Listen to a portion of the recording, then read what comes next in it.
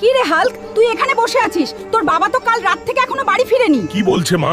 আমি এখনই যাচ্ছি বাবাকে আনতে। আরে বাবা কোথায় গেল এত রাতে? নাকি বাবার কিছু হয়েছে?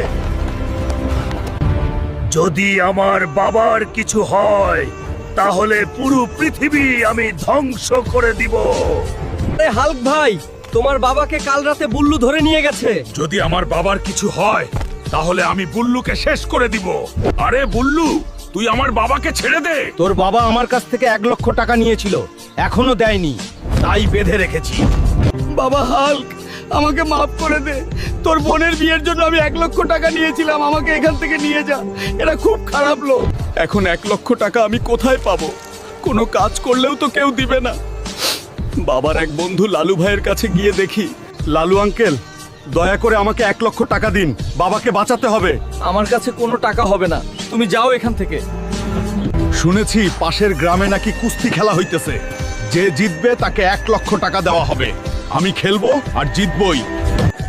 আজকের খেলা হবে হাল্ক বনাম কুদ্দুস।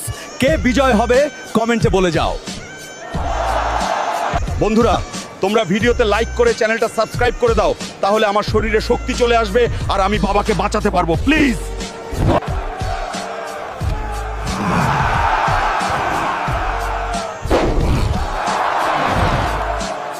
এই নিয়ে বুল্লু 1,00,000 টাকা। এবার তুই আমার বাবাকে ছেড়ে দে, আর কোনোদিন আমার বাবার গায়ে হাত দিলে তোকে শেষ করে দিব।